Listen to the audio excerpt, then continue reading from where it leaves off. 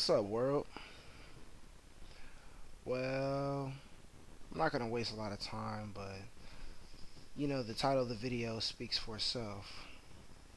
What I'm trying to do here is show everybody that people can change and what the image of Christianity, what people think about it, and then break down those walls.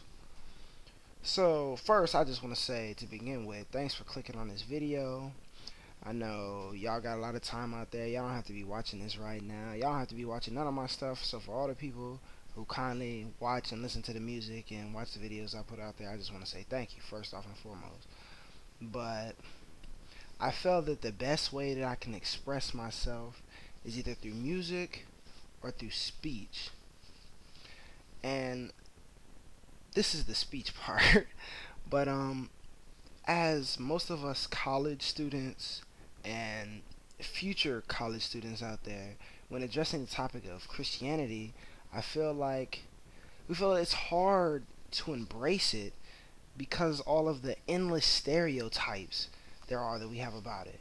Now, I don't know how the stereotypes that you think of, but the stereotypes that I think of when it comes to mine is to be a Christian, you can never miss going to church. You gotta go every single Sunday, never missing a beat.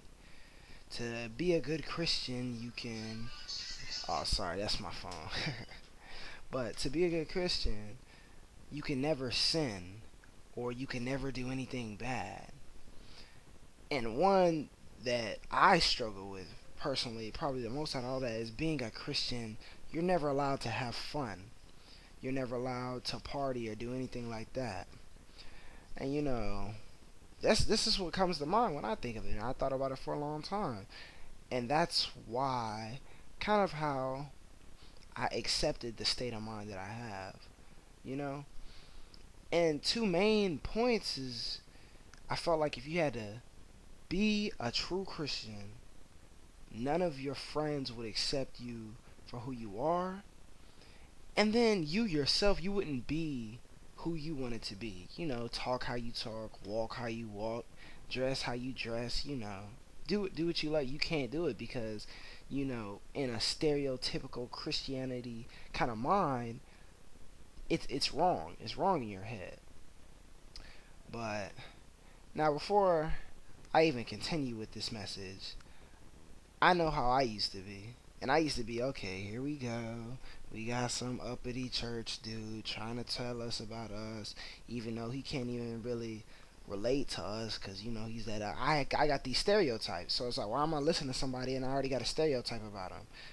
It's like when a black person gets up in a classroom and makes a project and he does really well and talks with intelligence, people are surprised. But when he first came up to the room, you're not gonna.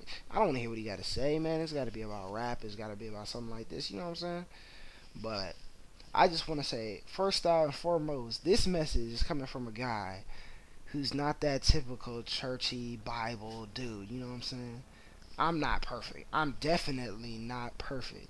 Matter of fact, I probably got about 30 friends out there who can give you evidence if I said I was perfect that can prove me wrong. And that's real talk. So, but anyway, I feel like I don't want to be that type or have that mindset of what the stereotype for a Christian is. I don't want to have that anymore. For a while, because I had that mindset, I sustained myself in what I thought Christianity was. I just had this mindset, oh, okay, cool, cool. I'm just gonna get by, pray every now and then with the family, go to church every 3 Sundays, you know, um, tweet a little message here, make a status about something there, you know, do a little something. But the problem comes is it's funny to me is just when you try and sustain yourself in Christianity, meaning you're not moving forward or backward, you're just right there. You're not terrible, but you're not good either. You're just in the abyss. And to me, it's even worse than a sinner because a sinner at least has a place. If you're not moving forward or backwards, you don't even have a place, and that's terrible. And that's kind of where I was. That's how I felt where I was. But The funny thing about God is what he would do is he's gonna do something that I like to describe as lighting the fire when you feel like you're not gonna do anything. And now, by all means, I mean he's not gonna douse you with a flamethrower and light you up in flames, because that's not him. You need to do this on your own. But sometimes you just need that spark.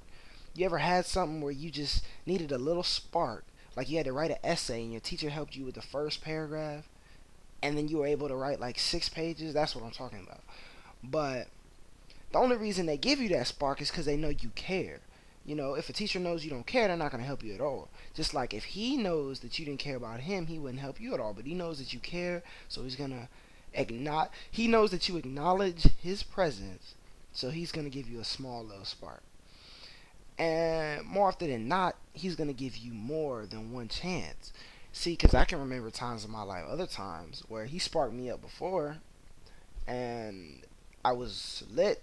I was on fire for Christianity and everything for a week.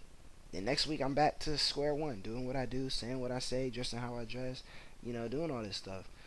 And see, that's the reason he only gives you a spark. Because if he really lit you on fire permanently, don't you? It takes away from the aspect you having to do something. Like he's not gonna force you anything. He's just gonna show you one way or another. And today he did that earlier. I'm not gonna say no names. I was helping my friends out with a couple little bit of problems, and I almost started like, while I'm talking, I'm looking back at myself. I'm like, I'm lightweight preaching right here. So I'm like, whoa, let me just.